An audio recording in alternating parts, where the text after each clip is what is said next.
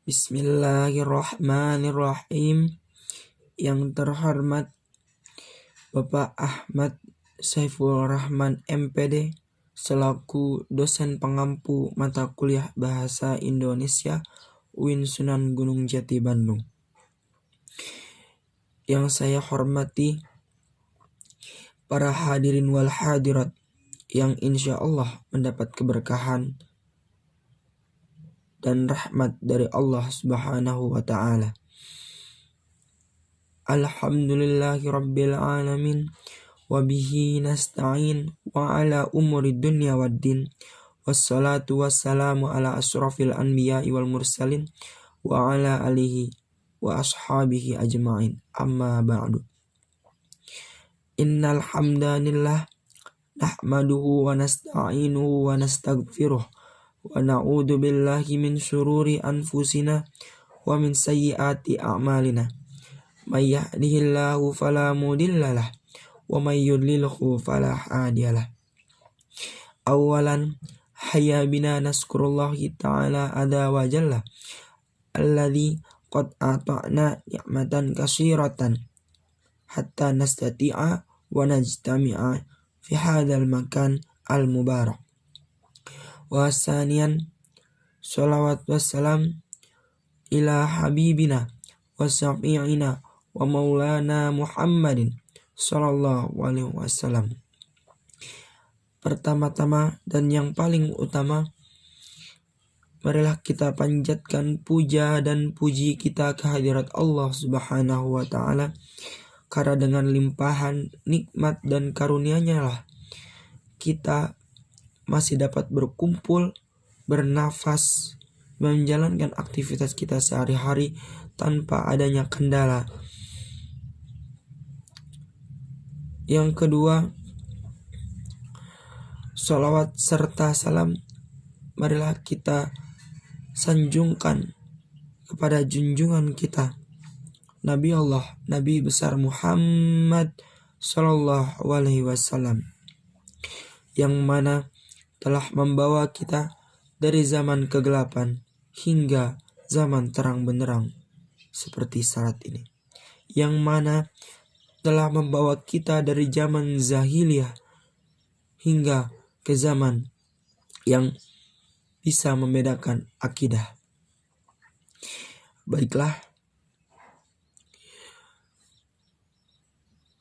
dengan video ini saya akan membawakan sepatah dua kata pidato yang berjudul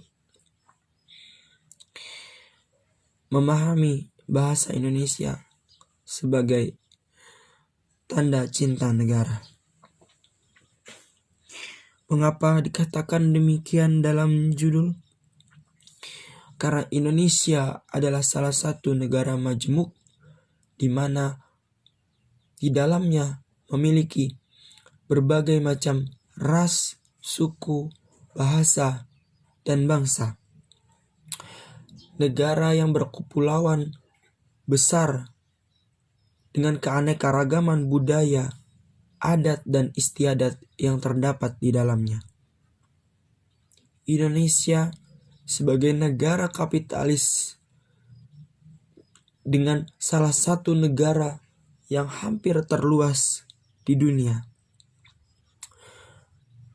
Mengapa saya katakan sebagai negara majmuk? Karena Indonesia memiliki beragam suku, ras, dan agama yang terdapat di dalamnya. Mengapa bahasa Indonesia sebagai bahasa pemersatu bangsa dan tercantum dalam Sumpah Pemuda sebagai bahasa pemersatu bangsa? Karena bahasa Indonesia adalah bahasa yang satu. Sebagai contoh, ketika orang Medan ingin menyampaikan argumen atau ingin berbicara dengan orang Bandung, maka dari situ jelas sangatlah berbeda, bahwasanya orang Medan berbeda kultur, budaya, bahasa, dan gaya hidup dengan orang Bandung. Bagaimana cara mempersatukan agar keanekaragaman atau kultur budaya dan bahasa orang Medan ini dapat ditangkap oleh orang Bandung, yaitu dengan bahasa Indonesia. Maka pentingnya bahasa Indonesia dalam kehidupan kita sehari-hari adalah untuk mempersatukan apa-apa yang membedakan antara suku, ras, dan agama. Karena negara kita ini adalah memiliki asas, yaitu Bhinneka Tunggal Ika, yaitu walaupun berbeda-beda tapi tetap satu. Pentingnya kita mempelajari bahasa Indonesia guna mempersatukan antara suku, ras, dan agama yang berbeda-beda di bangsa kita ini. Marilah kita pelajari bahasa Indonesia dengan sebaik-baik mungkin. Mempelajari bahasa Indonesia sesuai tuntunan dan syariat yang telah ditentukan.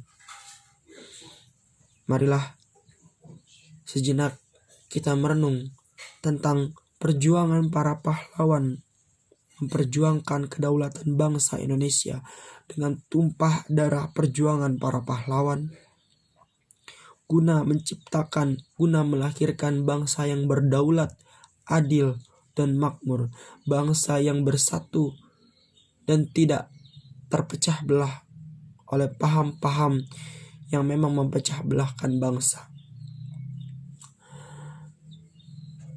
Marilah kita lestarikan, marilah kita budayakan bahasa Indonesia sebagai bahasa pemersatu, sebagai bahasa yang berdaulat, yang menyatukan bangsa Indonesia itu sendiri. Baiklah, mungkin cukup sekian dari saya. Kurang lebihnya mohon maaf.